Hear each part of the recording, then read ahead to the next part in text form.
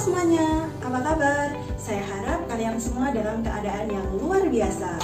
Oke, bertemu lagi dengan saya Kinanti Manggi Rahayu pada video pembelajaran sosiologi dan antropologi. Nah, pada kesempatan kali ini kita akan membahas lebih lanjut mengenai materi diferensiasi sosial mata pelajaran antropologi kelas 10. Di antara kalian ada yang sudah tahu mengenai pengertian apa itu diferensiasi sosial? Mungkin kata diferensiasi sudah tidak asing di telinga kita. Nah, diferensiasi biasa kita artikan sebagai sebuah perbedaan. Namun, untuk diferensiasi sosial, perbedaan yang seperti apa sih yang dimaksud? Nah, sebelum kita memasuki materi ini lebih lanjut, saya akan memberikan kesempatan kepada kalian untuk menyaksikan video singkat berikut ini supaya kalian menjadi lebih mudah untuk memahami materi diferensiasi sosial di masyarakat. Selamat menyaksikan.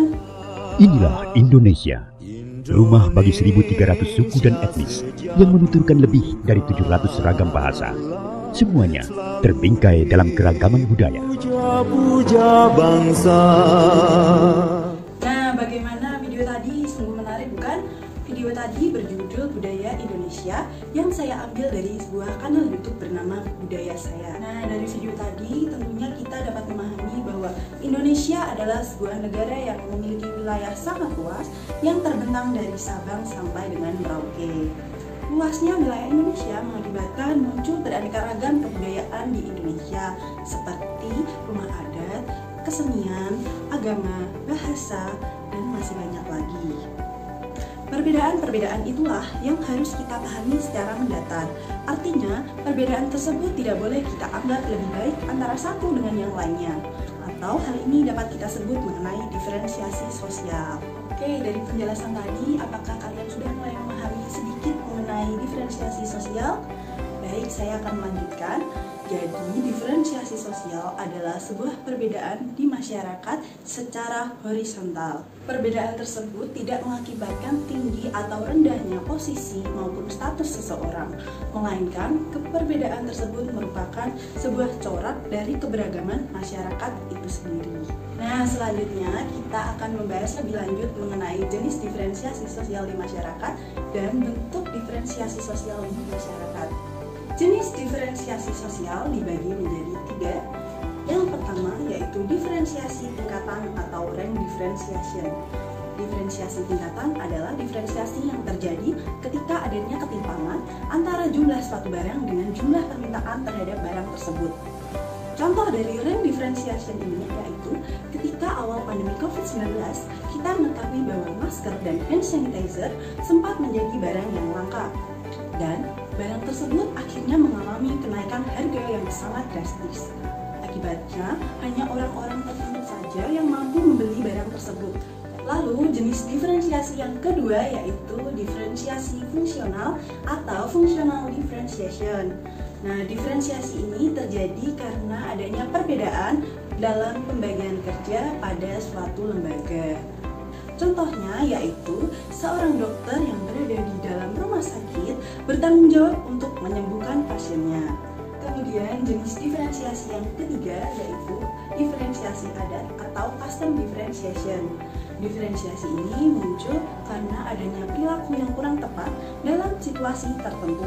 Contohnya ketika kita sedang makan bersama, kita tidak boleh tertawa dengan terbahak-bahak karena hal tersebut akan dianggap sebagai hal yang kurang sopan oleh orang lain.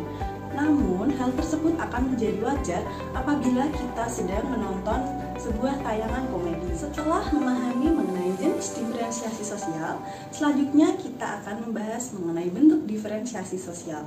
Adapun bentuk diferensiasi sosial yaitu ada jenis kelamin atau gender, kemudian ada usia, lalu ada ras, selanjutnya ada agama, kemudian suku bangsa, pekerjaan, dan klan.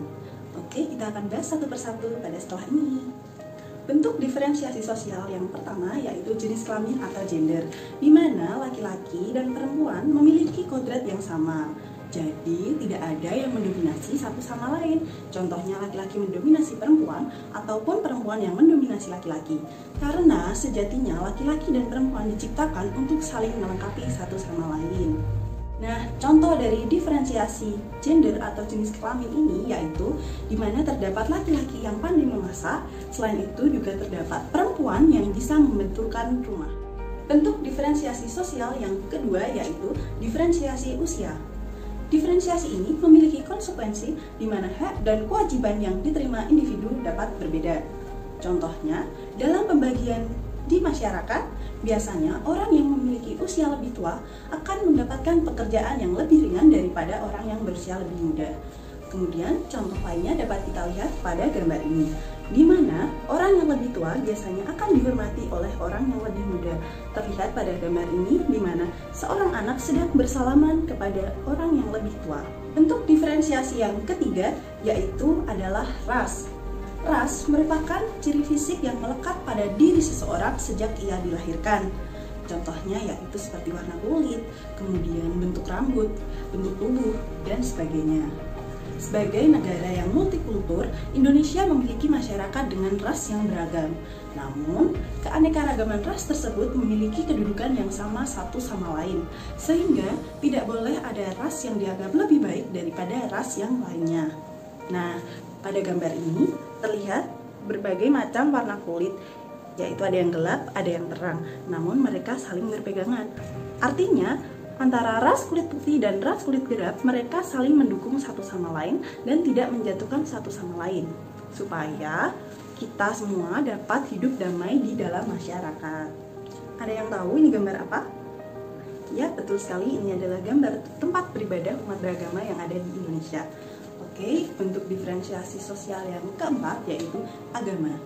Agama merupakan sebuah keyakinan yang dimiliki oleh setiap orang sebagai hak dasar dalam sebuah kehidupan. Setiap orang bebas memilih agama untuk diyakini tanpa adanya tekanan dan paksaan dari pihak manapun. Agama juga berkedudukan sama antara satu dengan yang lainnya, sehingga tidak ada agama yang dianggap lebih baik dari agama yang lainnya.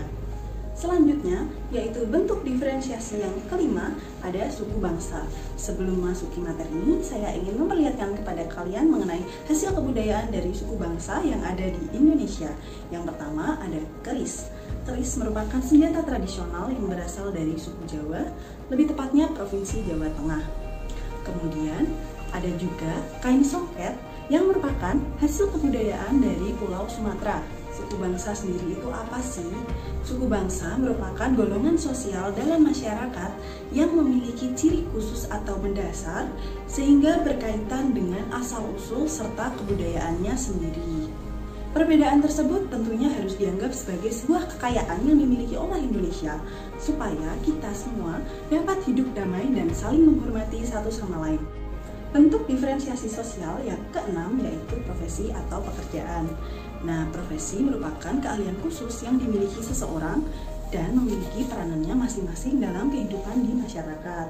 Sehingga setiap profesi tidak bisa dibandingkan satu sama lain karena satu sama lain saling membutuhkan. Contohnya pada gambar ini terdapat berbagai macam orang dengan berbagai profesi. Ada dokter, kemudian ada perawat, ada chef, dan sebagainya. Contoh lain, seorang pengacara membutuhkan seorang guru untuk mendidik anaknya di sekolah. Bagaimana teman-teman? Kalian sudah mulai paham kan dengan penjelasan mengenai diferensiasi sosial? Atau mungkin kalian sudah mulai sedikit pusing dalam memahami? Ayo kalian harus lebih fokus lagi ya. Bentuk diferensiasi sosial yang terakhir atau yang ketujuh yaitu klan. Klan merupakan sistem sosial dalam masyarakat yang terbentuk karena adanya garis keturunan atau ikatan darah. Contoh klan pada masyarakat di Indonesia yaitu klan pada masyarakat Minangkabau, di mana sistem kekerabatan mereka ditarik dari keturunan garis ibu atau yang dinamakan dengan matrilineal. Nah, jika kalian masih bingung, maka perhatikan gambar berikut ini. Pada masyarakat Minangkabau menganut sistem kekerabatan matrilineal yang ditarik dari garis ibu. Nah, ini merupakan contoh sistem kekerabatan matrilineal. Nah, yang ini merupakan lingkaran atau pengibaratan seorang perempuan, kemudian segitiga yaitu laki-laki. Mereka ditarik dengan garis perkawinan. Kemudian mereka memiliki anak yang ditarik dengan garis keturunan, yaitu anaknya laki-laki dan perempuan. Nah, karena mereka menganut sistem kekerabatan matrilineal, maka ditarik dari keturunan garis ibu, yaitu dari garis anak perempuan. Kemudian anak perempuan ini menikah dengan laki-laki dan menghasilkan keturunan lagi. Nah, Gimana? Kalian udah mulai paham belum mengenai matrilineal? Kalian pahami lagi ya mengenai matrilineal? Wah, gak nyangka banget ya kita udah sampai di akhir video. Gimana, materi hari ini seru banget kan? Pasti dong, karena materi hari ini itu sangat penting untuk dipelajari.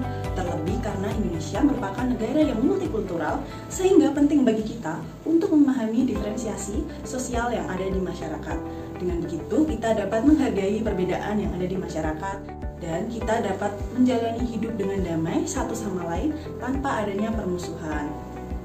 Nah, di akhir ini saya mau memberikan tugas kepada kalian. Jangan lupa membacalah mengenai materi diferensiasi desa dan kota.